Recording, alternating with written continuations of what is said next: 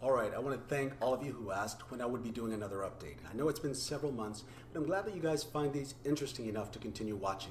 But my thinking is that if I don't have anything particularly interesting to talk about, why blab just for the sake of blabbing? But hey, that's just me. As I mentioned sometime last year, I've been writing for some time, and one of the projects that I recently completed is my one-man play. I'm now in the development stages, or the character work. What's the theme, you may ask? I'm thinking you'll have to come to the reading workshop later this year to find out. As for some theater that I've seen over the last few months, one of the best Broadway recommendations that I can make is the 39 Steps. It's the very successful comedy based on Alfred Hitchcock's 1935 film. I saw it back in January, and I can't remember laughing so much from beginning to end for any show. 4 actors who assume a myriad of characters in a very fast-paced ride. The expansive and creative use of minimal props is unbelievably effective. It's rare that an adaptation of a novel, less more than a film, outpaces its most current production, but in this case, you have to give the creative genius of these guys their props. Another noteworthy off-Broadway play that also has a cast of 4 actors and has been running for several months and doing really well is The Castle at New World Stages. It's produced by Eric Krebs and has an open-ended run. It's the story of 4 former prisoners telling their stories of how they landed there and how they landed on their feet.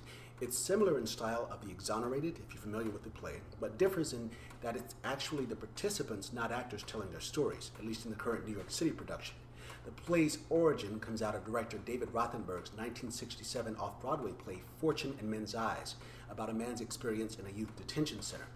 Now, this led to David's founding the nonprofit Fortune Society with a mission to improve prison conditions and help ex-convicts get back on their feet. The castle itself is actually located on the Upper West Side of Manhattan. It's formerly a Catholic church.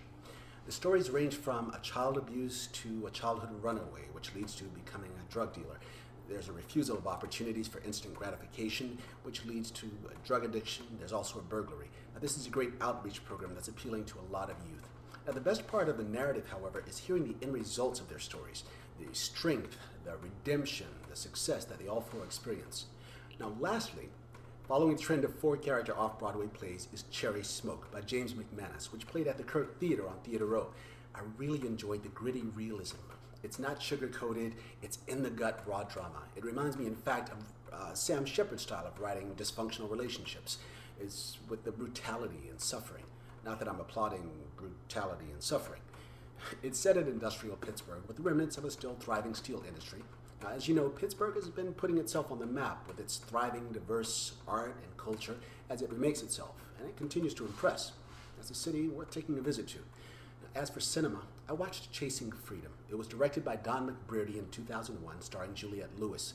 The film was inspired by the true story of a woman seeking asylum from the Taliban in her homeland of Afghanistan to the U.S. after she's discovered teaching local women how to read, which is forbidden and of course puts her life in grave danger. It was a very relevant film then as it is now, with the topic of immigration having been so relevant and contested during our recent presidential election. Now, the events coincide with 9/11 and evoke very strong emotions, as you would expect, but also give a glimpse of the inside of an overburdened immigration services department, the immense red tape for those fleeing to safety or to something better. It's one I highly recommend you see. Now, we all know that when the urge for fiction reading hits us, what do? We tend to flock to the bestseller section of the New York Times, O Magazine, or our local newspaper for something to tide us over. I often find it challenging to make time to read for fun instead of work-related topics.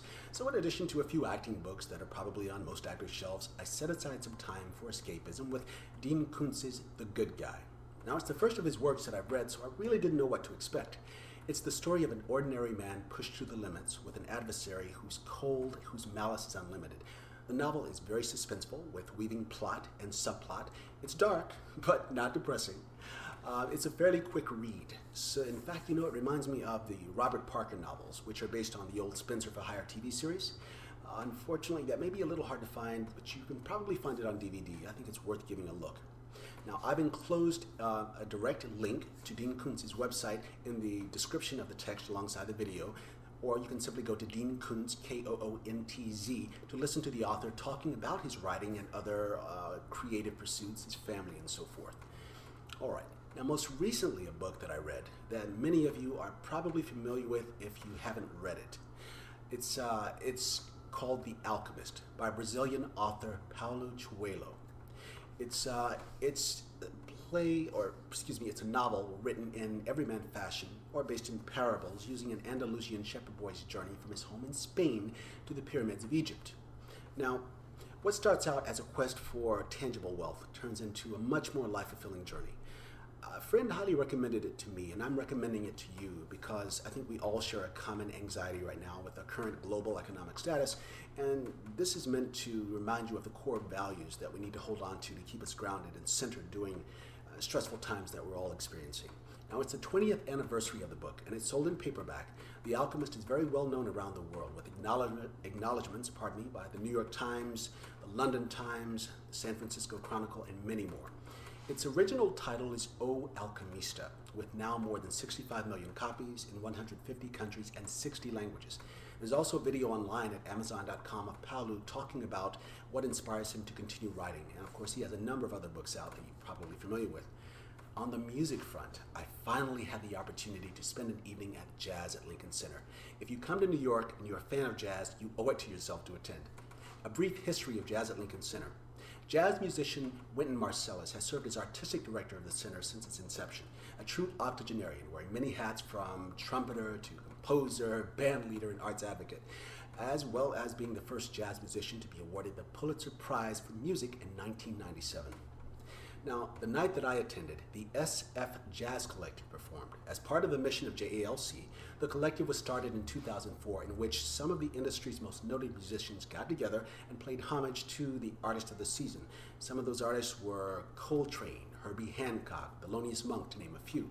The collective composed some of these icons' popular standards, as well as their own original scores. Let me just say that this evening was a gift, to sit back and just listen to live jazz. So sweet. You have to go, guys. You can't miss this. Trust me on this one. Now, the evening's performance included many award-winning musicians. If you're a jazz fan, you probably know sax player Miguel Zin-yon. There's tenor sax Joe Lovano. On trumpet, Dave Douglas. On trombone is Robin Eubanks. Now, when you attend, try to see something in the Allen Room. You'll really be impressed with the theater-like design, excellent acoustics, of course, tiered seating, but the backdrop is not to be missed.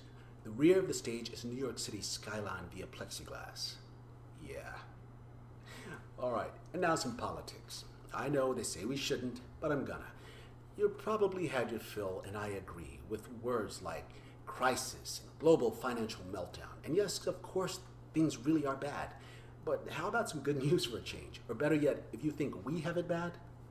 The country of Zimbabwe, barely a year ago, had basically collapsed in on itself, with self-proclaimed President 84-year-old Robert Mugabe still at its head, refusing to relinquish power to would-be democratically elected Morgan Tsvangirai, leader of the DMC, or opposition party.